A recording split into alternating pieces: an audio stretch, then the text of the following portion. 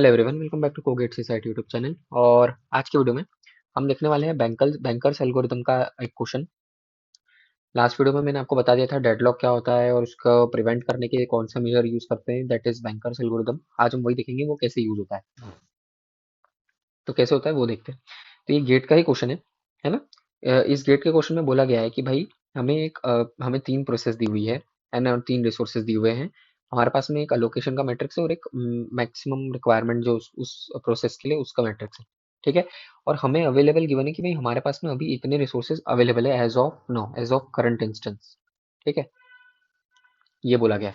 अब उसने ये बोला है क्वेश्चन में कि भाई क्या तुम ये वाली रिक्वेस्ट पूरी कर सकते हो, इन दोनों में से कौन सी रिक्वेस्ट पूरी होगी, क्या दोनों हो जाएगी, क्या सिर्फ वन होगी या सिर्फ टू होगी, है ना, क्या या दोनों नहीं हो पाएगी, वो हमें निकालना है ना। सिंपल सा तरीका है।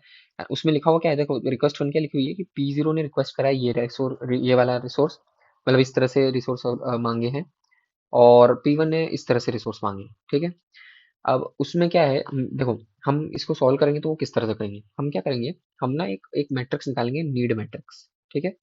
हम नीड मैट्रिक्स निकालेंगे जिसमें हम चेक करेंगे कि भाई after allocation and minus maximum, that is need is equal to max minus allocation, इसमें कितने रिसोर्सेज इसको और चाहिए, मतलब अमाउंट क्या चाहिए उसको। एक्स का 8 और रिसोर्सेज चाहिए, वाई के 4 चाहिए, जेड के 2 चाहिए, तब जाके ये कंप्लीट हो पाएगा, है ना।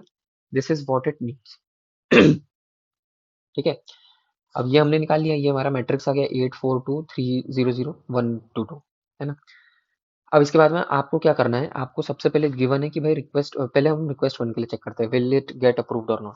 तो रिक्वेस्ट वन ने बोला कि P0 के अंदर 002 हमने भेजा है, मतलब P0 को हमने इस तरह से भेजा है, तो P0 में क्या होगा, चेंज हम लोग क्या करेंगे, अवेलेबल हमारे पास में है 322, तो हम दे सकते हैं, तो हाँ 002 माइनस कर देंगे, हमारे ये कितना बचेगा 320। और सिमिलर वे में हम लोग इस जगह से भी माइनस कर देंगे। इस जगह से जब मैं माइनस करूंगा तो हमारा रिसोर्स क्या आएगा, 842 माइनस 002, दैट विल बी 840।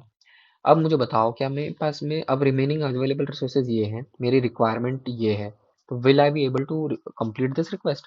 तो नहीं, I won't be able to complete this request. ठीक है, क्योंकि P0 जो है that will be only executed जब हमारे पास में ये पूरे पूरे हो।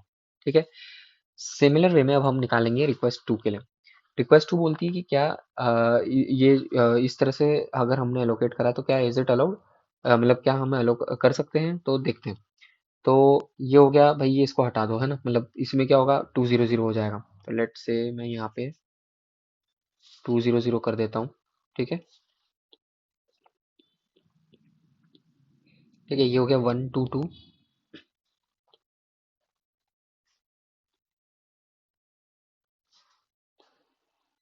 और सिमिलर वे में यहाँ पर जो है 300 से मैं माइनस कर देता हूँ 200। ठीक है। तो हमारे पास में इसकी रिक्वायरमेंट कितनी बची, 100 की, मतलब अब इसको एक रिसोर्स चाहिए एक्स का। तो क्या हम दे सकते हैं, तो हाँ दे सकते हैं, एक रिसोर्स दूंगा तो ये कंप्लीट हो जाएगी प्रोसेस, है ना। तो इसके कारण हम मतलब इसका मतलब ये हुआ कि हम लोग ये वाली रिक्वेस्ट तो एक्सेप्ट कर सकते हैं, मतलब this will be executed, but this won't be executed. ठीक है। तो इस तरह से हम लोग बैंकर्स एल्गोरिथम के क्वेश्चंस को करते हैं। ये तो एक गेट का क्वेश्चन था। आप और भी गेट के प्रीवियस ईयर कर सकते हो, फ्री एट जील पे जाके, या बहुत सारी वेबसाइट्स हैं, प्रैक्टिस पेपर डॉट इन पे जा सकते हो, है ना। बहुत सारे वेबसाइट्स पे आप जाके प्रैक्टिस कर सकते हो टॉपिक वाइज, है ना। तो मैं बोलूंगा आप डेडलॉक के रिलेटेड ना जितने क्वेश्चन है उनको करना, बैंकर्स एल्गोरिथम के रिलेटेड। ठीक है। एंड इसके बाद में नेक्स्ट टॉपिक हम देखते हैं जो भी रहेगा, आई थिंक डेडलॉक में ही कुछ दो तीन टॉपिक्स बचे हुए हैं, वो निपटा के फिर हम नेक्स्ट चले जाएंगे, दैट इज मेमोरी मैनेजमेंट। ठीक है। ये थोड़ा सा कॉम्प्लेक्स रहेगा इसको समझना, बट हो जाएगा, है ना। थोड़ा कॉम्प्लेक्स रहेगा इसको समझना, क्योंकि इसके अंदर और CSO जिसे बोलते हैं, COA जिसे बोलते हैं ना, कंप्यूटर सिस्टम आर्किटेक्चर या कंप्यूटर ऑर्गेनाइजेशन आर्किटेक्चर या कंप्यूटर सिस्टम ऑर्गेनाइजेशन। ठीक है।